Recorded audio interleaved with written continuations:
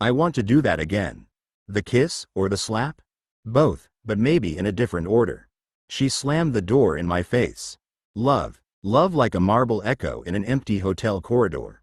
Didier was waiting for me in the lobby. I was rather hoping you would stay the night with Carla, he said as we left the hotel. I stopped and stared at him. I only mean, he said, that I have dangerous news. I know, now, where Concannon is making his dope business. The night was looking up. And I was in just the right mood. How reliable is your information? He was seen there today, at 3 in the afternoon. Where is he? In a house owned by the Scorpions. On Marine Lines Road? Yes. How do you know? I followed Vishnu and his guys there, after they slapped me around. It's one of their hangouts. What are you going to do?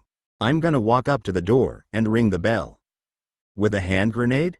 Didier asked, pondering. No, you're going to call Vishnu, and tell him that I'll visit him, at 10 tonight. What makes you think I have this Vishnu's telephone number? Didier, I sighed. Oh, very well, Didier has every number, of course, or can find it. But do you think it wise, to walk into the den of lions? I think he'll want to talk.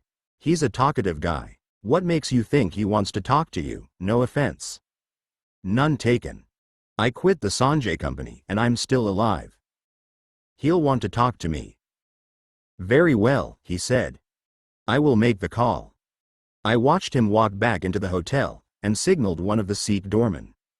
The man walked across the courtyard to join me at the bike. Yes, Baba? He asked, offering his hand.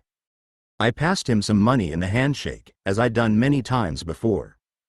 For the boys, when the shift is over. Thank you, Baba. There were several big functions tonight, with many distinguished guests, so not many tips. Anything I can do for you? Keep an eye on Miss Carla. If you hear anything I should know, I'm staying at the Amritsar, on Metro. Thick, he said, rushing to rejoin his colleagues. No problem. Didier returned, his expression thoughtful, a fisherman studying the rain. It is established, he said. Vishnu is expecting you. We do not have much time. We need more guns and more cartridges. He began to look around for a taxi. I'm not taking a gun. And you're not coming, Didier. Lin, he said, stamping his foot. If you deny me this adventure, I will spit on your grave. And when Didier says such a thing, it is written on stone. My grave? Why am I always dying before you do? And dance on it, like Nurayev. You dance on my grave? Like Nurayev. Okay, you're coming. Should we not get some others with us? Who would go? I asked, starting the bike. Good point, he conceded, still looking for a taxi. Get on. Pardon me? Get on the bike, Didier. I don't want to rely on a taxi, if we have to leave that place in a hurry. Get on. But, Lin, you know about my motorcycle hysteria. Get on the bike, Didier. If cars fell over, when we got out of them, I wouldn't ride in cars, either. It is hysteria and physics combined, you see. You don't have motorcycle hysteria, Didier. You're motophobic. I am? He asked, intrigued. No doubt. Motophobic. Are you sure? It's nothing to be ashamed of. A lot of my friends are motophobic. But it's okay. There's a treatment for it. There is? Get on the bike, Didier. Chapter 39. I parked the bike a block away from the mansion, and waited in the quiet side street. Moonlight wrote tree poems on the road. A thin, black cat ran through the streaks of light and shadow in front of us, sprinting to safety. Thank you, Fate, Didier said. A black cat, of course. We approached the gate. I paused, looking up and down the long street. Cars passed, but it was quiet. You sure you want to do this, Didier? How dare you? Didier said. Okay, sorry. I pushed open the gate and walked to the front door. I was about to press the buzzer, but Didier stopped me. He smiled, paused, and then pressed the buzzer himself. A man approached the door. There were pieces of stained glass and frosted scroll panels on the door. I saw through the glass that he was a big man, walking slowly, with a cane. Hanuman. He opened the door, saw me, and sneered. You again, he said. Tell me about Pakistan, I said. He grabbed my shoulder as if it was a grapefruit, and shoved me along the corridor. Fit, crazy-eyed henchmen appeared from rooms at the end of the hall. Goons appeared on the stairs. Hanneman shoved me toward a door near the end of the hall. Matachud, Bahanchud, Gandu, Saleh. They shouted back at me, itching to rush me. Every gun in the world is a death wish, and they were all armed, and wishing us harm.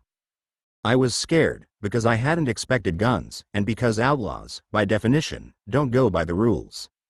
There was a heavy, hairy guy in a white undershirt standing closest to me in the hallway. He slowly raised a crowd pleaser, a sawn-off 12-gauge shotgun, and pointed it at me. Hanneman frisked me. Satisfied that I wasn't carrying a gun, he lifted my shirt to show the 2 knives at my back, and let the shirt fall again, stifling a yawn. The gangsters laughed, pretty hard. He turned to Didier, who stopped him with a raised palm. He took his automatic pistol from his pocket and handed it to Hanneman. A door opened, a little way along the hallway in front of me. Vishnu walked out into the hall, standing with his men. "You don't just wear out the welcome mat," he said calmly. "You cremate it. Come in, before you cause a riot." He walked back into the room. Hanneman shoved me forward, and we joined Vishnu in his study. There was a mahogany desk, 2 plush visitor chairs and a row of wooden chairs behind them. Political and religious posters competed for space on the walls, but there were no books. A screen on the desk gave different views around the mansion, one image of security after another. Vishnu paused at the entrance to speak with Hanneman. The tall man stooped to listen, wagging his head. When Vishnu rejoined us, he was alone. It was very confident, or very foolish. He poured 3 bourbons on the rocks and passed them to us, taking his place behind the desk in a high-backed office chair. "Mr. Levy, isn't it?" Vishnu asked as we took our seats in front of his desk. "We haven't met, but I've heard reports of you." "Enchanté, monsieur," Didier replied. "My wife is ill," Vishnu said, turning to me. "She is being attended by our doctor and 2 nurses. That's why I keep her close to me. That's why my men wanted to kill you, just now. Because my wife is in this house. That's why I'm thinking about killing you. Are you quite mad, to come here?" "I'm sorry that your wife is ill, and that I disturbed her peace," I said, standing to leave. "I'll find another way." "You give up so easily?" Vishnu sneered. "Look, Vishnu, I thought this was your gambling den, your club. I didn't know it was your home." "I'll find another way." "Sit down," Vishnu said. "Tell me what this is all about." "I know how you would feel if anything happened to your wife," I began, sitting again, "because something happened to my girlfriend. She died. The man who provided the pills that killed her is under your protection. I came into your clubhouse to ask you to let me talk to him, out on the street. Why don't you just wait for him, outside?" "I don't lie in wait for people. I'm a front door guy. That's why I asked to see you. The man's working for you, so I'm asking. What do you want to know?" "I want to know what he knows. The name of the man who was with him, the one who gave my girlfriend the pills. And what could you give me in return? Whatever you ask of me, that we both think is fair." "A favor?" He laughed a grin at me. "It's not a small thing," I said. "If you let me have time with this man, I'll do anything you ask that we both think is fair." "You have my word." "Cigar?" he asked. "No thanks." "Very gracious," Didier said, reaching for one, and inhaling its fragrance. "You know, Vishnudada, if you plan to kill us, this is almost exactly how I would choose to go." Vishnu laughed. "I did something like this myself, once, when I was 17, he said, staring an unsatisfactory smile at me. "I carried a tray of chai glasses, all the way to the local Don's living room, put down the tray, and put my knife to the Don's throat." "What happened?" Didier asked, engrossed. "I told him that if his goondas didn't stop molesting my sister, I'd come back, just as silently, and cut his throat." "Did he punish you?" Didier asked. "Yes, he did. He recruited me," Vishnu replied, taking a sip of his drink. "But even though it reminds me of my youthful self, I cannot approve of what you have done, in coming to my home." "Who is this man, under my protection?" "The Irishman. Concannon." "Ah, then you are too late. He is gone." "He was here today, monsieur," Didier said quietly. "Yes, Mr. Levy. But here today, gone tonight, that is the nature of our business, isn't it? The Irishman left 3 hours ago. Where he went, or if I ever see him again, I don't really care. Then, I'll take my leave, and I apologize again if I disturbed your wife. Is it true, he asked, waving me back into my seat, that you're no longer with the Sanjay Company? It is, I said. If you will permit me, Vishnudada, Didier said, trying to change the subject, you did not know this girl, who died. But I had the honor to know her. She was a jewel, a very rare human flower. Her loss is simply insupportable. And this intrusion is insupportable, Mr. Levy. Order must be maintained. Rules must be obeyed. Regrettably so, Didier replied.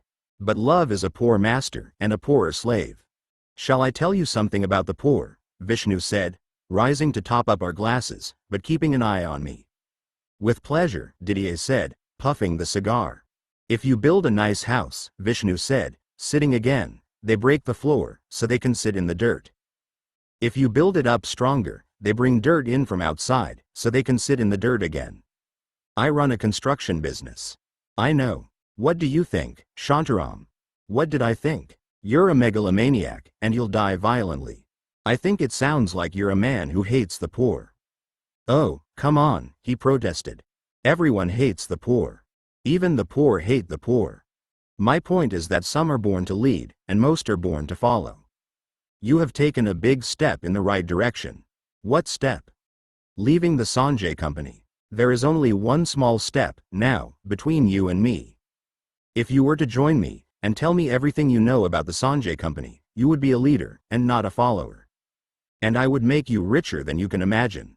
I stood up. I apologize again for busting in on you. If I'd known you had family here, I wouldn't have come. Will your men let us leave, without waking everyone upstairs? My men? Vishnu laughed. Your men. My men won't lay a finger on you, he said. You have my word. I turned to leave, but he stopped me. The Irishman isn't the only one who knows, he said. I faced him again. Didier was standing beside me. There was a driver, he said. My driver. The black car was one of mine. Yours? The Irishman borrowed it that night. He'd been shot the day before, I understand, but still insisted on going out. I let him have my driver. Where do I find this driver? He will not tell you anything, Vishnu said. He might, I said through clenched teeth. He's dead. But, he did tell me everything he knew, before he died. What do you want, Vishnu? You know what I want. I want to stop the Sanjay Company from pumping weapons and bomb makers from Pakistan into Bombay's streets. That's a little exaggerated, I began, but he cut me off, standing behind his desk with his fists on his hips. You can't deny it, because it's happening everywhere, he said, raising his voice to a shout as he warmed to his theme. Money from the Arabs, training in Pakistan, an army already on the move across the world. They're about to take their first country, Afghanistan. It won't be the last country the Islamic army takes, before this is over. If you can't see what that means, you're an idiot. Now you're the one who's disturbing your wife. I don't want a political debate with you, Vishnu. I want the Irishman. Forget my wife, motherfucker, and forget the Irishman. Tell me what you think about all this. You've both been here long enough to feel the love of Mother India. Where do you stand? I looked at Didier. He shrugged. The real fight, I replied, is between Sunni and Shia Islam. Muslims are killing 100 or more Muslims for every non-Muslim, one mosque and marketplace at a time. We don't have a dog in that fight. We should stay out of it. And we definitely shouldn't bomb or invade their countries, while they're fighting that family feud. Or at any other time, for that matter. We Indians do have a dog in the fight, he said more seriously, his hands working. Kashmir. That's why they're hitting us, again and again. They want Kashmir as an independent Islamic state. Where do you stand on Kashmir? Kashmir is a war no one can win. There should be blue United Nations helmets everywhere in Kashmir, protecting the people until it gets worked out. And would you feel the same way, if it was a state from your country? He has a point, Didier observed, gesturing with his cigar. I looked at him, then back to Vishnu. I don't have a country. And I don't have a girlfriend anymore. Do you know anything that can help me find the man who killed her? He laughed, and his eyes flickered to the clock on the wall. It occurred to me, too late, that he was stalling. The door opened behind us, and Lightning Dilip walked through. 6 cops crowded into the room. Two cops grabbed me. Two cops grabbed Didier. Lightning Dilip came to stand close to me, his belly bursting through his shirt. I've been searching for you, Shantaram, he said. I've got some unhappy questions to ask you. I looked at Vishnu. He was smiling. Lightning Dilip began to shove us toward the door. Wait, Vishnu commanded, pointing at Didier. I need Mr. Levy. We have matters to discuss. Juror. Lightning responded. The cops released Didier. He looked at me, asking me with his eyes if we should fight and die, there and then. I shook my head, and he gave me a broken half-smile, sending courage into the prairie in my heart where fear was already running. It was okay. We'd both been in Lightning Dilip's custodial care, and we both knew what to expect. The boot and the baton and exhaustion as the only mercy. Chapter 40. The cops dragged and shoved me out of the house. Scorpion gangsters jeered and mocked me from the stairwell. Danda kicked at me as he slammed the door. 8 hands and a few boots pushed me face down in the back of a jeep. They drove too fast to the Kalaba police station, threw me out of the jeep, stomped on me a few times, and then dragged me into the stony courtyard. They passed the row of offices where normal interrogations were held, and dragged me toward the under-barrack, where abnormal interrogations were held. I got up and resisted arrest. I got in a couple of good shots, too. They didn't like it. They slapped me around and shoved me into one of the wide, dark cells. There were 4 scared men in the cell, and I was one of them. The other 3 scared men, chained together in the far corner, were sitting on their haunches. Their faces were dirty, and their shirts were torn. They looked like they'd been there a while. The cops chained me to the entry gate, low, forcing me to curl up in a ball on my knees. Boom! A kick came out of nowhere. Hello, lightning. Kick, punch, baton, punch, kick, kick, baton, kick, punch, punch, baton. You beat Carla like this, you coward, I thought, finding an image I could use to lock my mind. Your karma's waiting for you. Your karma's waiting for you. Then it stopped, like the last thunder, and I could hear the thudding storm rolling away. When I thought it was safe, I risked a look and caught a glimpse of Lightning Dilip. He was staring at the 3 men huddled in the corner. He was breathing hard. His face was all the wrong happiness. I got it. I was the warm-up act. The guys in the corner were the main event. The guys in the corner got it too, and started to beg. I had time to breathe and move and check to see the damage. I was lucky. No bones broken, nothing ruptured, arms and legs still working. It could have been worse, and had been before. When Lightning Dilip went to work on the chained men, 2 cops uncuffed me from the gate, and took me back to the duty sergeant's office, to decide how much of my money to keep. They took it all, of course. It cost me all I had to buy back my clothes, personal effects and knives. They threw my stuff into the road, and threw me after it, dressed in my shorts. I stood in the deserted, late-night street beside a traffic island, picking up my clothes, one by one, until I was dressed. For a while I stayed there, staring at the police station, as you do, sometimes, out of that stubbornness born of injustice. I was bleeding, beat up, in the middle of the fluorescent street. I could hear the screams of Lightning Dilip's new victims. The flashing light on the corner bathed me in red with a slow heartbeat. I stared at the place where the screaming came from. A black ambassador car pulled to a stop beside me. The windows were down. I saw Farid in the front seat, beside a company driver named Shah. Faisal, Amir and Andrew De Silva were in the back seat. De Silva had his elbow on the window. He reached under the dashboard of the car, and I instinctively pulled one of the knives. The gangsters laughed. "Here's your money," De Silva said, passing a package through the window. 30 grand. Severance pay, for the Sri Lanka run.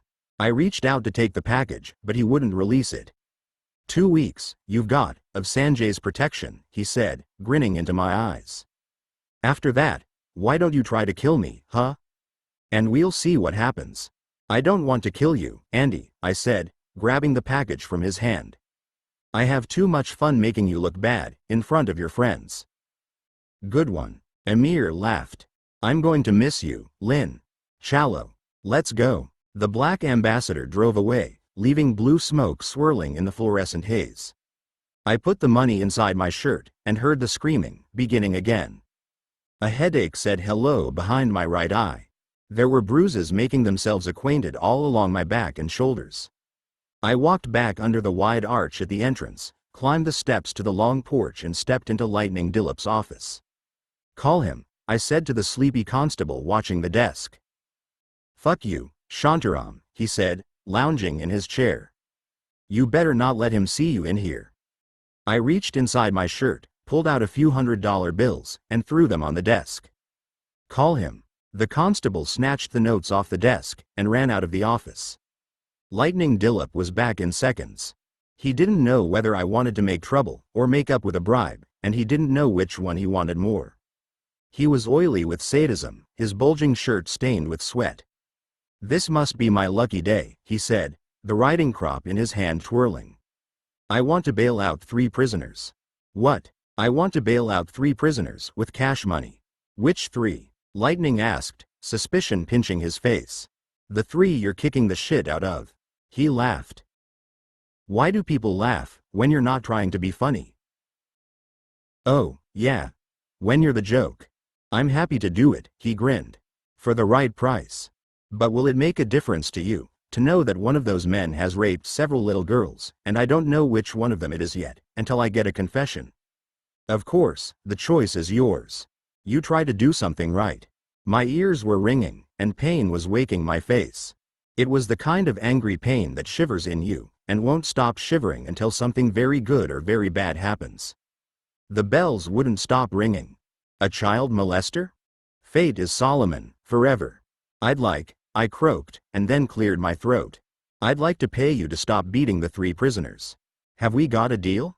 "We would have a deal for 500 American, he said, "whenever you find it." He knew he'd clean me out. And the constable had wisely kept the $100 notes I'd given him to himself. Dillop gasped when I pulled the notes from my shirt and threw them on the table. "I have 80 more prisoners upstairs," he said. "Would you like to pay me not to beat them?" At that moment, beat up and crazy, thinking that Lisa's body had been at that police station and that every cop in the place had seen her dead, and knowing that Lightning Dillop had beaten Carla, probably on the same gate he chained me to, I didn't care. I just wanted the screaming to stop for a while. I threw some more money on the desk. "Tonight, everybody," I said. He laughed again, scooping the money from the desk. The cops in the doorway laughed. "This has been a profitable night," he said. "I should beat you more often." I walked out of the office, and along the white porch to the steps. I passed under the archway, leading to the street, knowing that all I'd bought was silence for one night, but that they'd be beaten the following night, and others would be beaten after them, every night. I hadn't stopped anything, because all the money in the world can't buy peace, and all the cruelty won't stop until kindness is the only king. A black limousine pulled up in front of me, and Carla got out with Didier and Naveen. My happiness was a cheetah, running free in a savanna of solace. And pain ran away, afraid of love. They hugged me and settled me in the car. "Are you okay?" Carla asked, her hand cool on my face. "I'm okay. How did you know I was out?" "We've been waiting.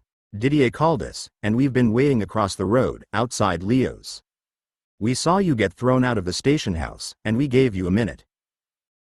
"That was Carla's idea," Naveen added. "She said let him get his pants on in peace. Then we were just coming toward you, when the black ambassador stopped. And then, after it left, you went back inside," Didier said. Which seemed a little brazen. Naveen smiled, "So we waited again, getting ready to bust you out, and then you came outside." "We have news," Didier said. "What news?" "Vishnu talked to me, after you left," Didier said. "He told me who it was, that went with Concannon to see Lisa." "Who?" "It was Ranjit," Carla said flatly, taking the cigarette back from Didier. "You're Ranjit?" "Matrimonially speaking," she said. "But it looks like I could be a widow, before a divorcee." "Ranjit?" I remembered how scared he'd been, when I'd gone to his office looking for Carla. He thought I knew. That's why he was so afraid. "Where is he?" "He skipped town," Carla said. "I've called all his friends. I drove them nuts, but nobody's seen him since yesterday evening. His secretary booked a flight for him, to Delhi. He disappeared completely after he landed there. He could be anywhere. We'll find him," Naveen said. He's too successful to remain discreet for long. Carla laughed. You got that right. He'll come up for bad air, sooner or later. You can relax now, Lynn, Didier added, for the mystery is solved. Thanks, Didier, I said, passing Carla her flask. It's not solved, but at least we know who can solve it. Exactly, Carla concluded. And until we track Ranjit down, let's focus on matters at hand. You look a little beat up, Shantaram. Sorry to intrude, the uniformed driver asked. But may I offer you the first aid kit, sir? Is that you, Randall? It is indeed I, Mr. Lin, sir. May I offer the kit, and perhaps a refreshing towel? You may, Randall, I said. And how do you come to be steering this big, black bar around Bombay? Miss Carla offered me the opportunity to serve, Randall said, passing the first aid kit across the seat. Knock it off, Randall, Carla laughed. No one serves anything but drinks and first aid in this car. I looked at Carla. She shrugged her shoulders, opened her hip flask, poured some vodka onto a swab of gauze, and passed the flask to me. Drink up, Shantaram. Any opportunity to serve, Miss Carla, I said, smiling at her acquisition of the barman from the Mahesh Hotel. She cleaned up the few cuts on my face, head and wrists expertly, because she'd done it before, to a lot of soldiers. One of Carla's best friends from the Kotterbai Company days was a cornerman who kept fighters fighting. He'd taught her everything he knew, and she was a good cornerman herself. Where to, Miss Carla? Randall asked. Although the destination is the journey, of course. Where do you want to go? Carla laughed, asking me. Where did I want to go? I wanted to say goodbye to Lisa with my friends, and let a branch of grieving fall. Knowing that it was Ranjit who gave the pills to Lisa gave me the little piece that I needed for goodbye. There's something I'd like to do. And I'd like you all to do it with me, if you're up for it. Sure, okay, certainly, they all said, none of them asking what it was. Didier, do you think we can wake up your friend, Tito? Tito doesn't sleep, as far as I know, Didier replied. At least, no one has ever actually seen him sleeping. Good, let's go. Didier gave Randall directions to the fisherman's colony behind Colaba Market. We parked beside a row of tilted handcarts and wound through dark lanes and alleys to find Tito, who was reading Durrell by kerosene lantern. He was lonely, he said, so he taxed his time, 10% of 2 hours. We smoked a joint with him, talked books, and then collected my kit. What is our new destination, sir? Randall asked, when we were all in the car. The Air India building, I said. And a funeral in the sky. Chapter 41. The night watchman remembered me, accepted some money, and sent us up to the roof of the deserted Air India building. The Red Archer was turning slowly. The night was clear, the star horizon wider than the sea. The waves below seemed fragile, their crests of foam like strips of floating seaweed, seen from our perch in the sky. While they were admiring the Archer and the view, I set about making a small fireplace. Naveen helped me gather bricks and broken tiles from the wide concrete roof. We made a base of tiles and built a small hearth around them with bricks and stones. I'd taken a newspaper from the night watchman and began screwing the pages up into small, tight balls. When it was ready, I uncovered Lisa's box of things from the bag that Tito had kept safe. The metal wind-up toy was a bluebird, attached to a device with finger holes like a pair of scissors. I pressed the scissors together, and the bird moved its head and sang. It was Lisa's. She'd had it since she was a child. I gave it to Carla. There was a yellow tube with brass fittings at the end, which held all of my old silver rings. I'd made it as a paperweight for Lisa. I gave it to Naveen. The stones, acorns, shells, amulets and coins fit inside a blue velvet jewel box. I gave it to Didier. I tore the photographs into fragments and fed them into the fireplace, along with anything that would burn, including the hemp sandals and the box itself, marked reasons why, ripped into small pieces. Her thin, silver scarf was lashed into the pile, curled and coiled like a snake. I lit the lowest of the paper balls around the fire, and it caught. Didier helped it along with a swish from his flask. Carla did the same. Naveen fanned the flames with a chunk of tile. Carla took my hand and led me to the edge of the building where we could look at the sea. Ranjit, I said softly. Ranjit, she repeated softly. Ranjit, I growled. Ranjit, she growled back. How are you holding up? I'm okay. I've got other things on my mind. Are you okay? Ranjit, I said, my teeth clenched.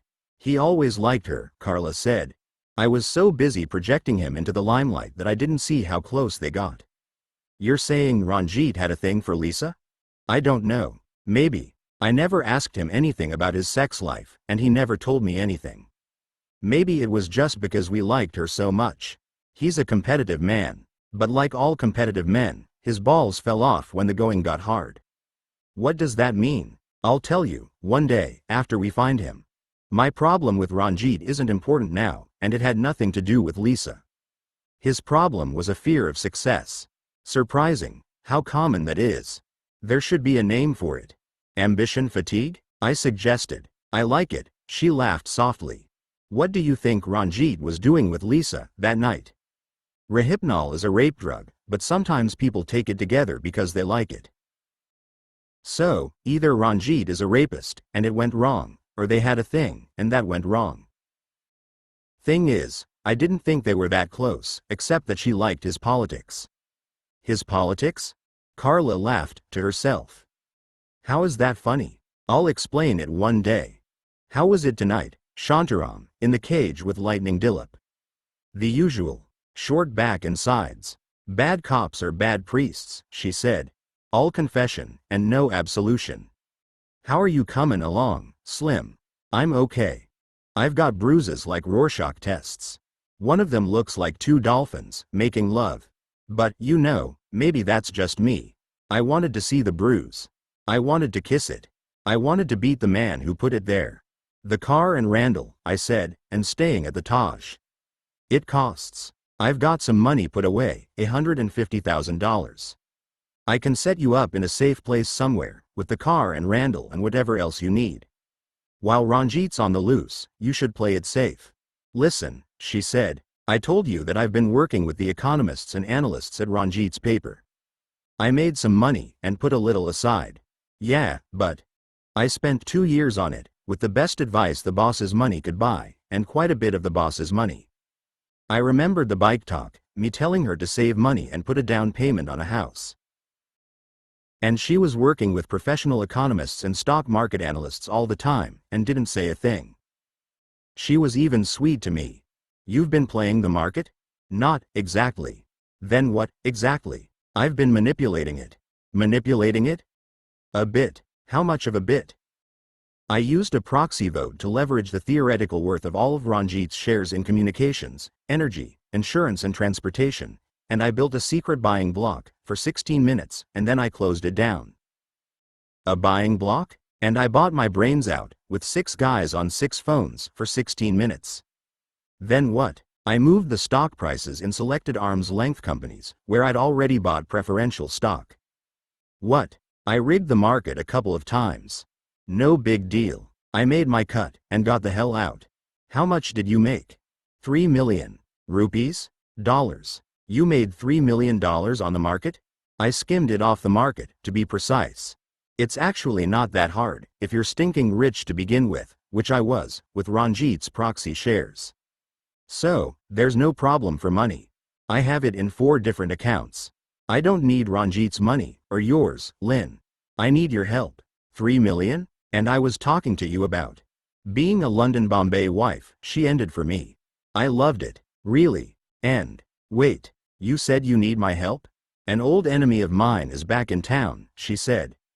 Madam Joe. I detest that woman, and I've only met her once. Detest is the doormat, Carla said. What I feel for that woman is a whole mansion of malice. Madam Joe was an influence peddler who'd sweated secrets from influential patrons of her brothel, the Palace of Happy, for more than a decade. When she drew Lisa into her maze of stained sheets, Carla got Lisa out, poured gasoline on the Palace of Happy, and burned it to the ground. She put it around that she's looking for me. And this time, it's not just the twins. I knew the twins, Madam Joe's bodyguards and constant companions. The last time I'd seen them, they were bleeding, because I was losing a very untidy fight with them, and because Didier shot them. I detest those twins, and I've only met them once, as a pair. This time, Carla said, looking out at the night, she's got personal cosmeticians with her. 2 acid throwers. One of the retribution services offered in those years was acid throwing. Although usually limited to so-called honor burnings, acid throwers hired themselves out for other matters when the price was right. When did she get back to Bombay? 2 days ago. She found out about Lisa's death, somehow. She knows I burned down her palace for Lisa. She wants to look me in the eyes and laugh before she burns me. Stars wandered their dark pastures. Early dawn pressed all the shadows flat. Faint light began to wake waves in brilliant peaks, seals of candescence, playing. I turned my head slowly, so that I could look at Carla's profile as her heart talked to the sea. She'd been afraid, for days. She'd discovered our sweet, dead friend, and she'd been beaten by the cops, and she'd broken up with Ranjit, permanently, for whatever reason, and she had Madame Jo's acid throwers looking for her, and then she discovered that Ranjit was the one who was with Lisa, at the end. She was the bravest girl I ever met, and I'd been so much in my own guilt and loss that I hadn't been beside her, where I belonged, when she needed me. Carla, shall we do this now? Didier asked, from beside the small fire. We are ready. Didier and Naveen had tended the fire well. The residue of fine ashes, cooled by fanning them out on the ground, was enough for each of us to have a handful. We went to a corner facing the open sea, and scattered those little ashes we had of her, in the place she would have chosen to scatter mine. Goodbye, and hello, beautiful soul, Carla said, as the ashes drifted from our fingers. May you return, in a longer and happier life. We followed the wind and ashes with thoughts of her. I was so angry at fate that I couldn't cry. Well, we'd better get out of here, Naveen said, cleaning up the impromptu fireplace. The cleaning staff will arrive soon. Wait, guys, I said. Madame Jo's back in town, with acid throwers, and she's asking around about Carla. Acid throwers, Didier said, spitting the words in a shiver of dread. Who's Madame Jo? Naveen asked. A loathsome woman, Didier said, drinking the last sip from his flask. Imagine a spider, the size of a small woman, and you will be very close. We'll keep a watch on Carla round the clock, I suggested, until we throw Madame Jo and her acid throwers in the sea. I thank you, and accept your help, Didier and Naveen. Carla cut me off. Much appreciated, but you can't, Lynn. I can't? No. Why not? Because you won't be here. You're going away. I am? Yes. When? This morning. Goodbye, Lynn, Didier said, rushing to hug me. I never wake before the afternoon, so I fear that I will miss your departure. My departure? To the mountain, Carla said. To stay with Idris for 2 weeks. Goodbye, Lynn, Naveen said, hugging me. See you when you get back. Wait a minute. They were already walking to the door. We joined them, and as the elevator doors closed, Carla sighed. Every time an elevator door closes on me, she began. Didier handed her a flask. I thought you were out, she said, taking a swig. It is my reserve. Will you marry me, Didier, if I can divorce Ranjit, or kill him? I'm already married to my vices, Carla dear, Didier replied, and they're very jealous lovers, all of them. Just my luck, Carla said. All my guys are vices, or married to them. Which one am I? Naveen asked. Now that I'm one of the guys. Maybe both, Carla said. Which is why I have such high hopes for you. We reached Carla's car, and Randall opened the doors. I told them that I wanted to walk back to my bike, still parked near the Scorpion house. Carla walked me to the seawall to say goodbye. Stick it out, she said, her palm on my chest. Her fingers were truth, touching me. Imagine this, every day. As it happens, I smiled, I'm a stick-it-out guy. She laughed. Temple Bell. I'd like to be beside you, when Madame Jo pops out of the shadows. You can help me by staying 2 weeks up there, Lynn. Let everything cool down. Let me set this in motion. Let me do what I have to do, and keep you out of it while I do it. Stay longer up there with Idris, if you need. Longer? If you need. What about us? She smiled. She kissed me. I'll come and see you. When? When you least expect it, she said, walking back to the car. What about Madame Jo? We'll be merciful, she said out the window as Randall drove away, until we find her. I watched the car out of sight, and began to walk the seawall promenade. Early walkers brisked elbows and ankle socks at me, too serious to look at anything but the pavement. Morning rose behind eastern buildings, shadow veils lifting slowly from their faces. Dogs, impatient for action, barked here and there. Flocks of pigeons tested their skills, swooping the flourish of a dancer's dress over the path, and soaring invisible again. I was a funeral procession of one. I could still feel the ashes on my fingers as I walked. Tiny fragments of Lisa's life were floating across the sea and along the promenade. Everything leaves a mark. Every blow echoes in the forest inside. Every injustice cuts a branch, and every loss is a fallen tree. The beautiful courage of us, the hope that defines our kind, is that we go on, no matter how much life wounds us. We walk, we face the sea and the wind and the salted truth of death, and we go on. And every step we take, every breath we spend, every wish fulfilled is a duty to those lives and loves no longer graced, as we still are, with the spark and rhythm of the source, the soul we loved, in their eyes. Part 7. Chapter 42. Let me begin our lessons by telling you where Qadarbhai was wrong in his instruction of you, Idris said, when I'd been with him on the mountain for 3 restless, sleep-sluggish nights, and 3 days filled with chores. But, I know, you want the big answers, to the big questions. Where did we come from? What are we now? Where are we going? Is there a purpose to life? Are we free, or are we determined by a divine plan? And we'll get to them, irritating as they are. Irritating, Idris, or irresolvable. The big questions only have small answers, and the big answers can only be found through small questions. But first, we need a little R&R. Rest and recuperation? No, repair and rectification. Rectification? I asked, an eyebrow dissenting. Rectification, he repeated. It is the duty of every human being to help others toward rectification, whenever the discourse between them is private and of a spiritual nature. You will help me in this, and I will help you. I'm not a spiritual person, I said. You're a spiritual person. The very fact that we're having this conversation is the proof, although you don't have the eyes to see it. Okay, but if the club lets me in, you should look at the membership criteria. We were sitting in a corner of the white stone mesa with a view directly into the tallest trees in the valley. The kitchen was to our left. The main areas were behind us. It was late afternoon. Small birds chittered from branch to branch, fussing and fidgeting among the leaves. You seek escape in humor, he observed. Actually, I just try to stay on my game. You know Carla, Idris, and you know she likes to raise the bar. No, you are escaping, all the time, except for this woman. You are escaping everything, even me, except her.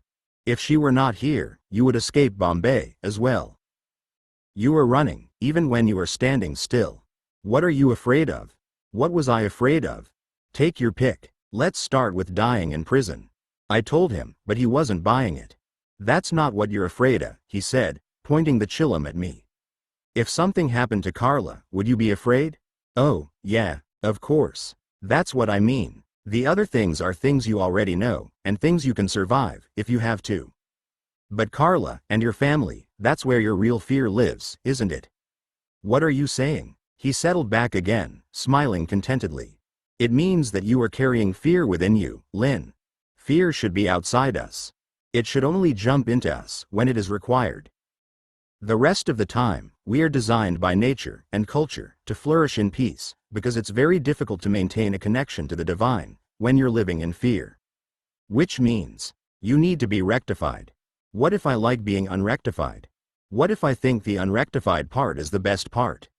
What if I'm beyond rectification? Are there rules to this procedure? He laughed. You might be right, he smiled. It might be the best part of you. But you can't know, unless you submit yourself to rectification. Submit? Submit. See, when the language strays into cult territory, Idris, the unrectified part of me yanks me out of there. Let me put it this way, Idris said, leaning back in his chair. Suppose you know someone, know him fairly well, and suppose there are some likable things about him, but suppose this person is just a taker, and never a giver.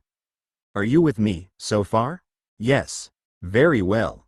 Suppose this person is ruthless with those not close to him, and never hesitates to ride on the success, talent, or money of others, but never works himself, and never puts anything back into the loop. Are you with me so far? I met this guy, I said, smiling. Go on. Well, in that case it's your duty, as a more rectified person, to speak to him, and attempt to moderate his damaging behavior. But that can only work if the other man submits himself to your counsel. If he is too proud, or too unrectified, you cannot perform your duty with him, and you must perform it with a more receptive person instead. Okay, I get it. But, Idris, I wouldn't call that submission. I'd call that meeting me halfway. And you're right, it's both of those things. It's also common ground, and agreement, and a free discourse, but none of those things are possible without a measure of submission from everyone involved. Civilization is submission, in a good cause. Humility is the doorway to submission, and submission is the doorway to rectification. Are we clear? I'm with you, so far, Idris. Thank the divine, he sighed, relaxing and letting his hands fall into his lap. You have no idea how many people make me go through that, again and again, with example after example, just to shove their fucking pride or prejudice out of the way for a fucking minute. It was the first time I'd heard him swear. He saw the glimmer in my eye. I have to swear, and talk crazy, and shout, now and then, he said, or I'd go out of my fucking mind. I see. I don't know how the tantrics do it. All that physical penance, sacrifice and performing strenuous rituals, every day, for the whole of their lives. We teachers have it easy, compared to that. But we still go nuts, once in a while, under the sheer weight of being so fucking nice to everybody. Light the damn chillum, please. Where were we? Qadarbai's errors, I said, lighting the chillum for him. He puffed for a while, found the stream, and floated his eyes into mine. Tell me what you know about the movement toward complexity, he said, staring fixedly at me. Qadarbai said that if you take a snapshot picture of the universe, every billion years, all the way back to the Big Bang, we can see that the universe is always getting more complex.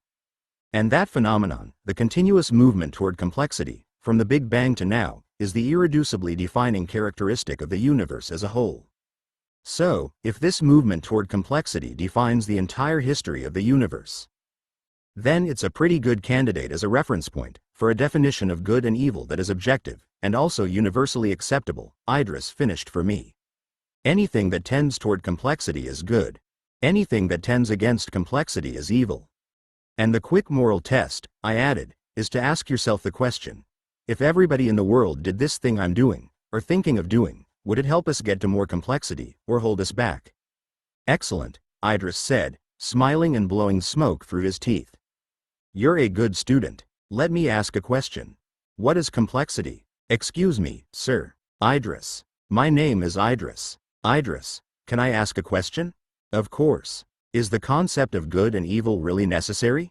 Of course. Okay. Well, what do you say to people who argue that good and evil are culturally defined, arbitrary constructs? I have a simple answer, he said, puffing contentedly. I tell them to fuck off. That's your answer? Certainly. I ask you, would you appoint someone who doesn't believe there's any such thing as good and evil as a babysitter to your child, or your aged grandfather? With all due respect, Idris, I laughed, that's an appeal to cultural bias, and not an answer. Are good and evil arbitrary, or not? He leaned in closer to me. Because we have a destiny, which is undeniable, our journey is a moral journey. Understanding what is good, and what is evil, and the differences between them, is a required step for us to assume our role as guardians of our own destiny. We are a young species, and assuming our destiny is a big step. We only became self-aware yesterday. I'm not completely getting it, I said, looking up from my notes. Thinking of things in terms of good and evil is required, at this stage in our spiritual evolution, is that it?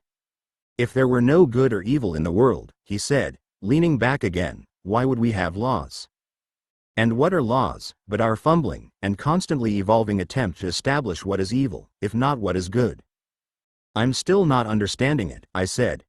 I hope you'll be patient with me, but from what you've said, we could just as easily substitute some other words, like right and wrong, or positive and negative, for good and evil.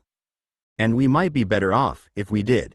Oh, I see, he said, leaning in closer. You mean the semantics of it. I thought you were talking about the cultural architecture of good and evil. Ah, No. Very well, on that level, the terms good and evil are required, because they are connected to the divine. And what if people don't believe in the divine? I tell them to fuck off. I can't waste my time with atheists. They don't have an intellectual elbow to lean on. They don't? Of course not. The fact that light has both physical and metaphysical characteristics means that it is nonsense to refuse the metaphysical. And an absence of doubt is an intellectual flaw. Ask any scientist or holy man. Doubt is the agnostic's parachute. That's why agnostics have a softer landing than atheists when the divine speaks to them. The divine speaks? Every day, to everyone, through the soul. Okay, I said, more confused than when I'd asked the question. Maybe I'll put that one in the later file. I'm sorry for the intrusion. Stop apologizing. I asked you to define complexity. Well, Cotterby never let me pin him down on that. I asked him a few times, but he always slipped away. What are your thoughts? My thoughts? I wanted to be with Carla. I wanted to know that she was safe. And if I had to be on the mountain, I wanted to listen to the teacher rather than talk. But I'd learned, after 3 days of discussion, that there was no escape from the fortress of his mind. I took a sip of water, put the glass back on the table beside us carefully, and threw my hat in the psychic ring. At first, I started thinking of complexity as being about complicated things. The more complicated things are, the more complexity. A brain is more complex than a tree, and a tree is more complex than a stone, and a stone is more complex than space. Like that. But the more I think about complexity, the longer I stay with two things. Life and will. How did you get there? I thought about a much more evolved and advanced alien species, traveling through space. I asked myself what they might be looking for. Wherever there's life, I think they'd be very interested. Wherever there's fully evolved will, I think they'd be fascinated. That's pretty good, Idris said. I'm going to enjoy telling you more about this. Make me another chillum. Hey, Silvano. The holy man's constant companion, Silvano, crossed the white stone space to join us. Gee, keep everyone away, for a while, please. And eat some food. You skipped lunch, again. What's that, man? Next, you'll be shaving your head.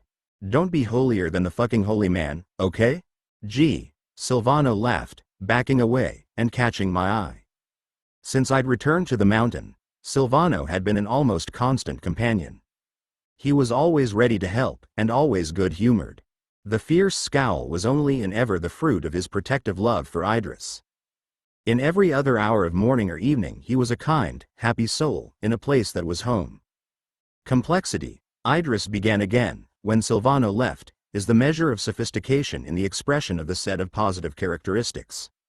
Can you run that by me again, please? A thing is complex, to the degree that it expresses the set of positive characteristics, he replied. The positive characteristics? The set of positive characteristics includes life, consciousness, freedom, affinity, creativity, fairness, and many others.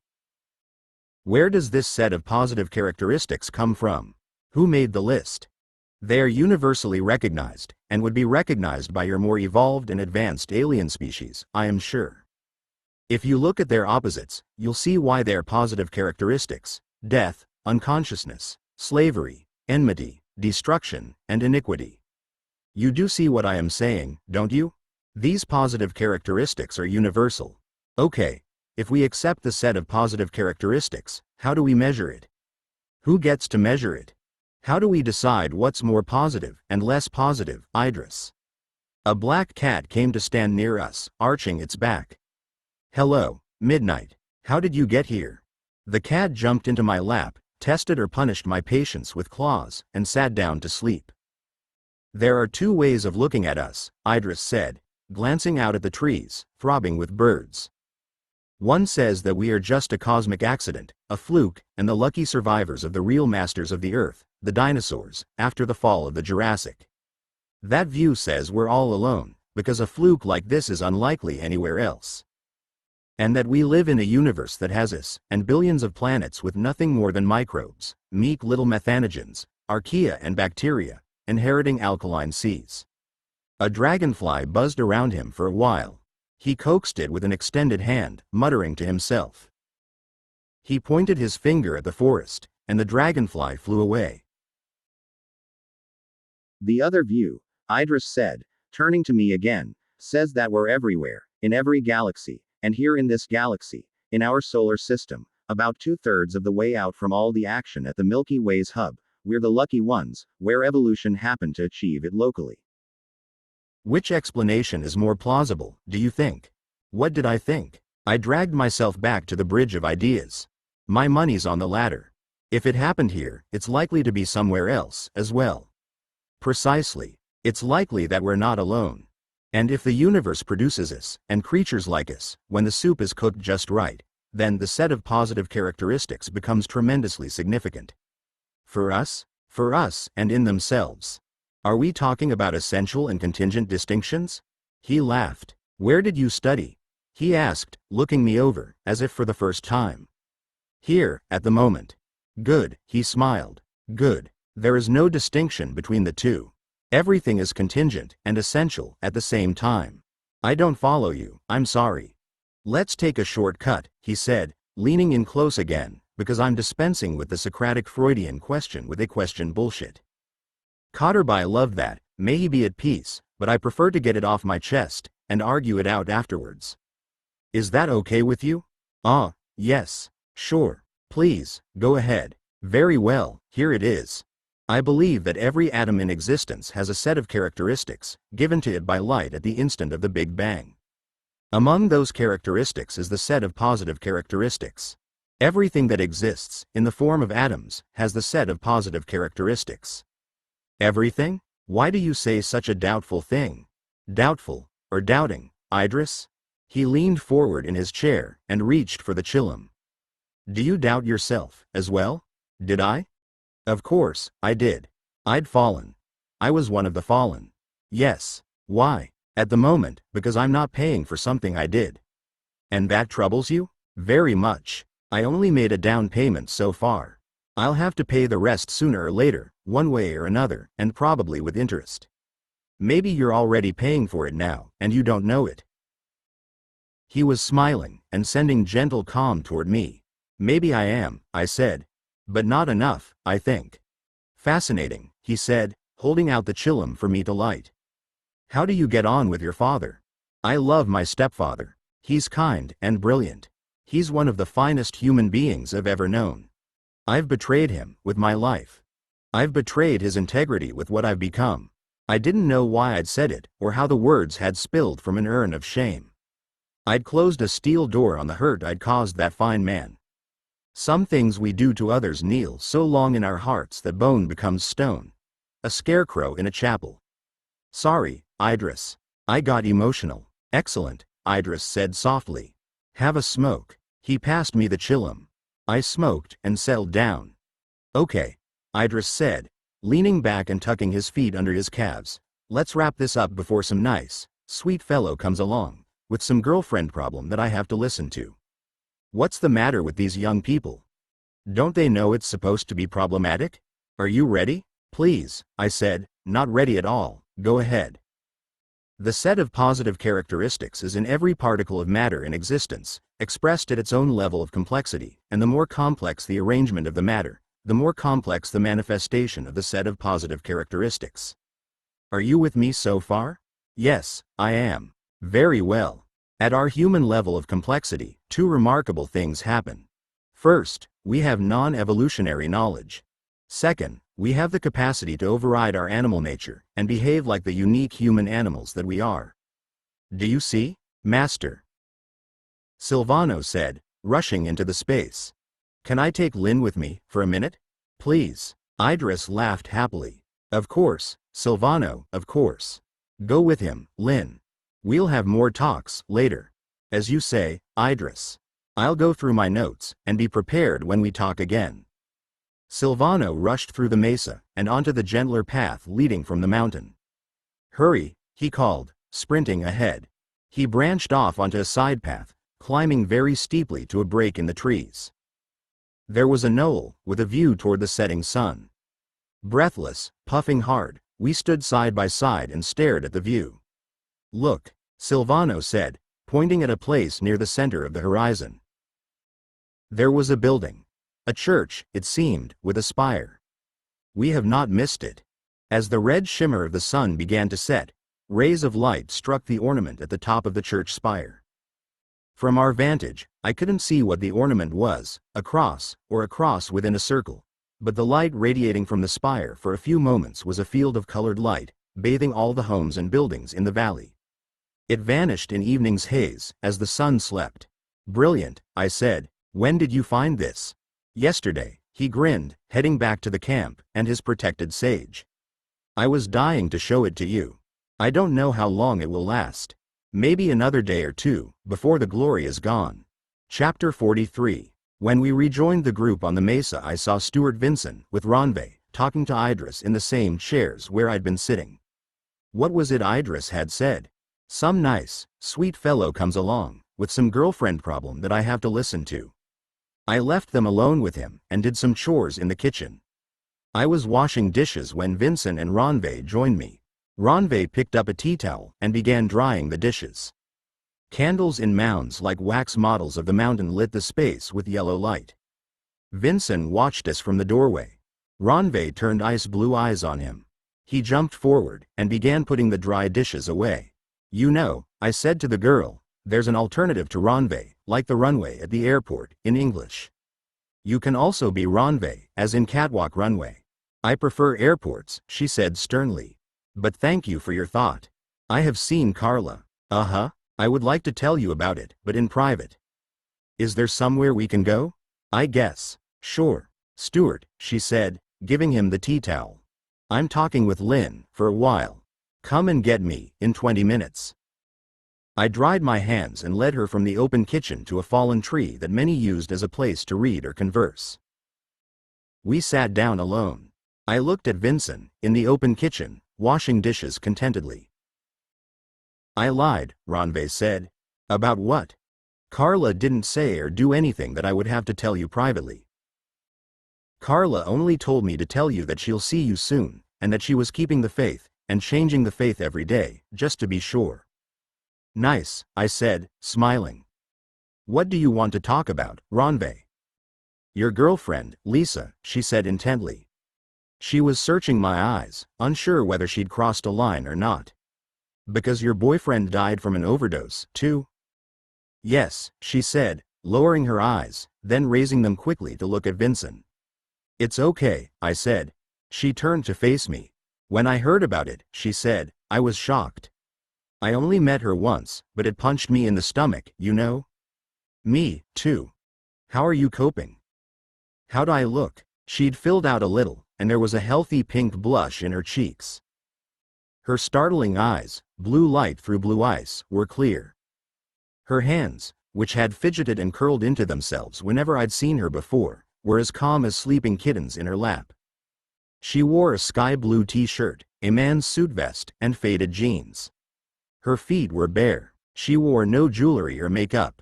Her oval-shaped face was driven by a strong nose and full lips. You look very pretty, I said. She frowned at me. Maybe she thought I was coming on to her. I'm not coming on to you, I laughed. I'm taken, for this and many lifetimes, past and to come. You are? You found someone again, after. Before. And after. Yeah. And you're connected to someone? Like before? Oh, yeah, but not like before. Better? Better. And it'll get better for you. She looked at Vinson, drying dishes. My family, in Norway, they're very strict Catholics. My boyfriend was everything they hated, so, you know, to show my independence I followed him to India. What was he doing in India? We were supposed to be going to an ashram, but when we got to Bombay, we never moved. He'd been here before? A few times, yes. Now, I know it was for drugs, each time. But it hurt when he died. And it still hurts, right? I wasn't in love with him, but I liked him a lot, and I really tried to care for him.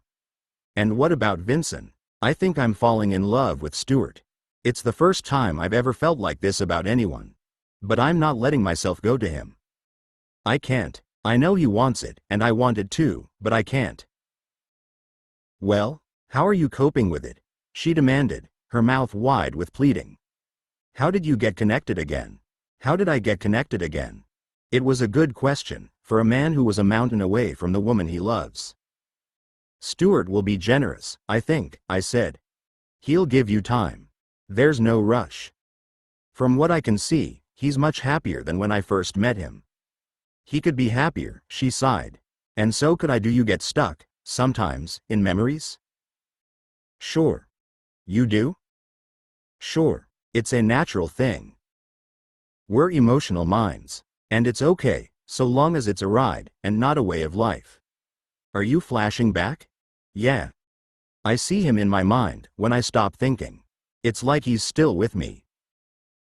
You know, the guy you were talking to, the sage, Idris, he told someone yesterday that they can release a departed spirit by offering food, on a plate, by a river, and leaving it there for the crows and the mice to eat. How does that work? I'm no expert, but apparently the appeased spirits are released, to the next part of the journey. I'd try anything, at the moment. Whenever I relax and stop thinking, he's right beside me. I'd started the conversation about appeasing departed spirits as a distraction, to raise her own spirits, but the words opened a door in her eyes, showing how afraid she was inside. She was shaking. She hugged herself. Listen, Ranve, you know, there's a river you have to cross, on the way back to the main road. I'll prepare a plate for you, and you can leave it by the river, if you like. Did your boyfriend have a sweet tooth? He did. Good. There's plenty of sweets prepared for tonight. Maybe your boyfriend will be so happy he'll move on, and leave you alone. Thank you. I'll definitely try it. It's gonna be okay, I said. It gets easier. Do you meditate? Only when I'm writing. Why? I've been thinking I should start meditating or something, she said absently, then quickly found my eyes again. What do you think of him? Vincent? Yes, Stuart. I don't have a brother or father here to ask about him. What do you think of him?